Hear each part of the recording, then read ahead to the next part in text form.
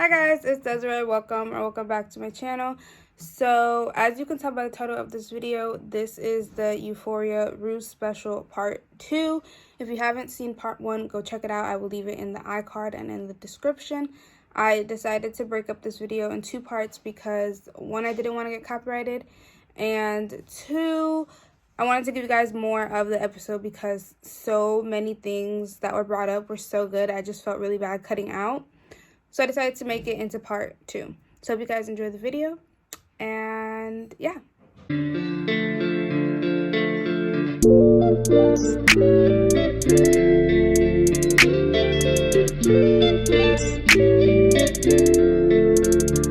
I love the directing. Like, I love how we're getting window shots and inside. It's funny when I think about it. I still blame Jules for all this shit. I was like gonna stay clean. When? Wait. You were gonna stay clean? Yeah. With pills in your room? I wasn't taking them. You were saving them? Yeah. So then you were just gonna said you were stay clean. clean. Come for her life. Come for her life. So you were in a relationship? I was waiting for the question. Yeah. Huh. A lot of miscommunication. What? You became a relationship that night? Yeah. So it wasn't just kissing. You two talked about being together. It's so weird. What? This is why we need Ollie. This is why we need Ollie. Because Ollie's us. Ollie is the fans slowly trying to break stuff down to Rue. Was there ever a conversation? Was there ever, will you be my girlfriend? No and no. Therefore, it wasn't a relationship. It wasn't a relationship. Rue thought it was a relationship in her head. And that's what I meant earlier by, I wish Jules was like more upfront.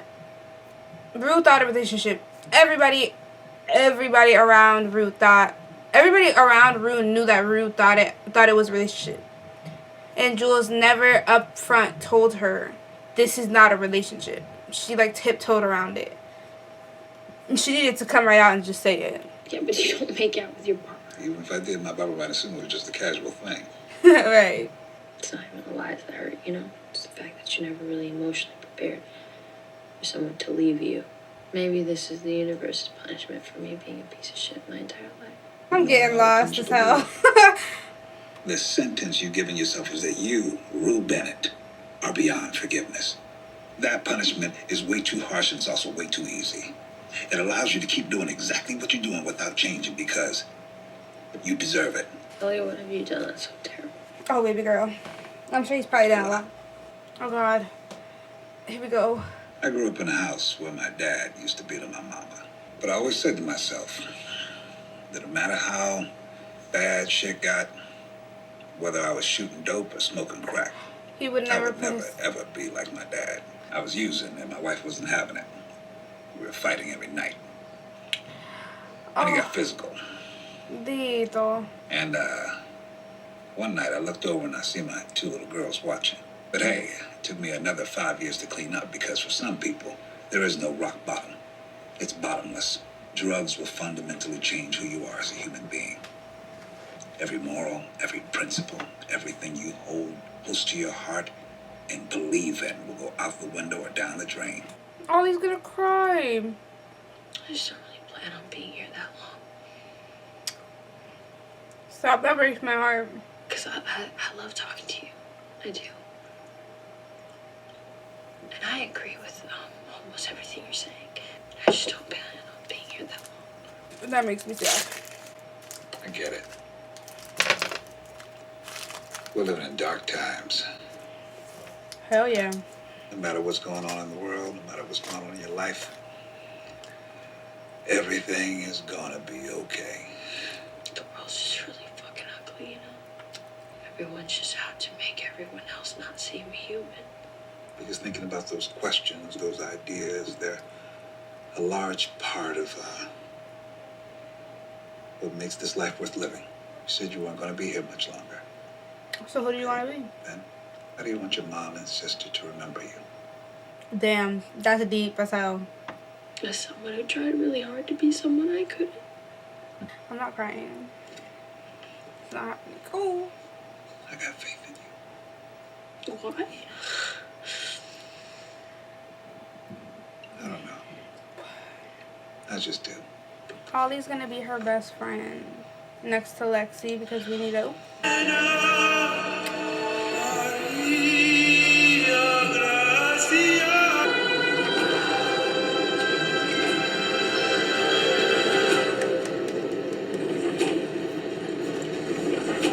I love how we just stayed in this one room and had this whole conversation, the whole episode was this conversation. A lot of the times, not gonna lie to y'all, I had no idea what the conversation was, but it's because they used a shit ton of metaphors and a lot of stuff that you like really have to think about. So I'm sure when I'm editing this back, I'm like gonna understand it, but that was really, really good. Ollie, man, I hope we get to see more of Ollie.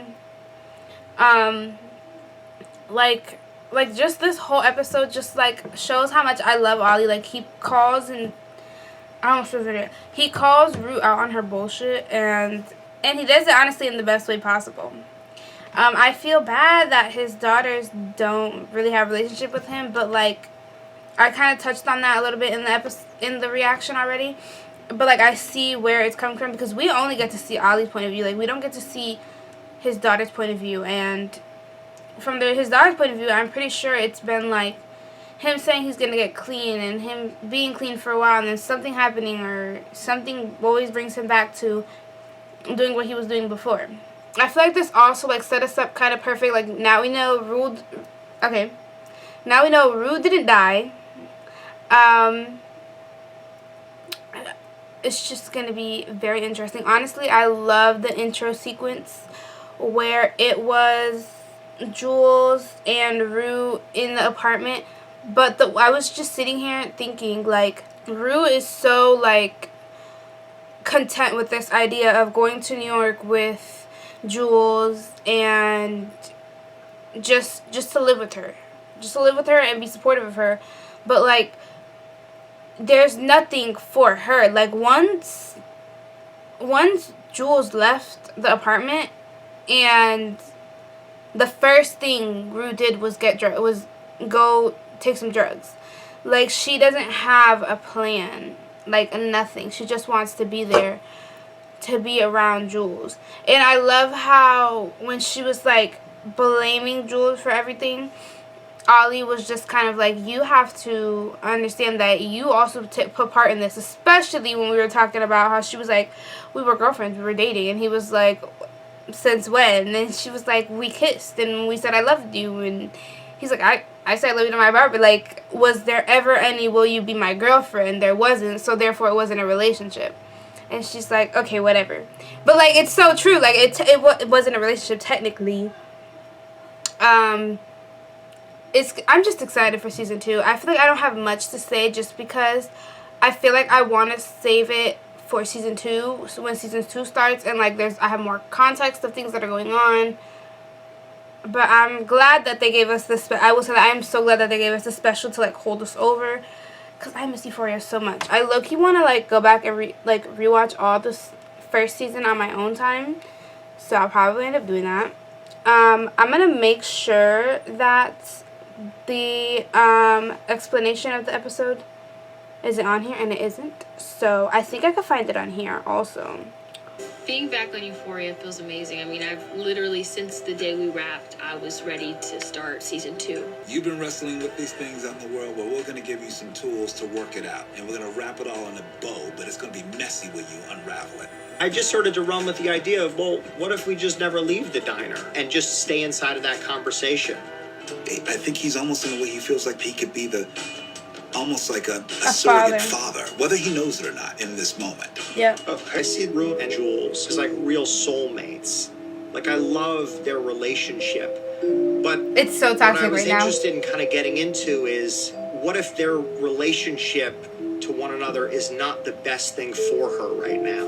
This episode is starting to kind of sow the seeds that Rue's perspective is very much Rue's perspective, and she's not always accurate in her retelling of things. Yeah. And she is limited in her ability to understand the other emotional worlds of other characters. Yeah, she just knows herself. And it leaves open the other side of the story, which is Jules' side. Is that a hint? So now getting to like hear the behind the scenes, I'm really excited that Sam Levin like decided that he was gonna, so I'm glad he pulled this scene from the episode and decided to make it its own like really long thing. While I was watching it and when I finally realized like, hey, we're not gonna be leaving this room, it reminded me a lot of this movie on Netflix called American Son. Really good movie. Everybody should go watch it. It's basically a black mother and a white father and their son, or like their son went missing and the mom's at the police station. They're both divorced, by the way. The mom's at the police station like calling and like was telling them like, my son's missing, da da da da. The guy's like, we'll see what we could do, whatever. And then the dad comes in, and the dad's a white guy, and he's actually an officer, and the son had like gone out with a friend, and like this whole situation happens. I'm not gonna spoil it, but the entire movie, it's like an hour movie. We stay in this one police station waiting room, and it's just the conversations between the mother and the father, and then sometimes like some of the police people would come out here and there, but it was literally just the entire movie was them talking about all these big situations, and that reminded me a lot of this episode. So I'm glad that like we got to have that little like, you know, I'm glad we got to have that little like teaser, or not like teaser, but you know what I'm saying, like that episode of just, he pulled it and he decided to make it its whole thing, because so many good points and things were brought up in this one episode that to have it in a regular episode, it's probably something that would probably like totally just go over our heads. So I'm really excited for season 2, because that just shows like how much Sam's perspective and writing is going to change, especially when he said now we're starting to see like as a narrator how Rue is starting to become unreliable, because it's true, she can really only tell her own story and what she thinks is going on for other people. So I wonder if this season he's toying with the idea of each person narrating their own story. Low-key, that would be really cool. Like, Rue, like, narrates the episodes, starts to narrate everybody's story, and then, like, I don't know, like, let's say Kat comes on the screen, and Rue, like, kind of introduces Kat, and then Kat takes over, narrating her own little sequence, and then, like, Cassie, and then it just keeps going, like, I don't know. I think that would be really cool. Okay, I've been filming this video for God knows how long, so I'm gonna go, and I will see you guys whatever my next reaction is, because honestly, I'm just filming and posting at this point whatever I feel like. So, I will see you guys when I see you. Bye!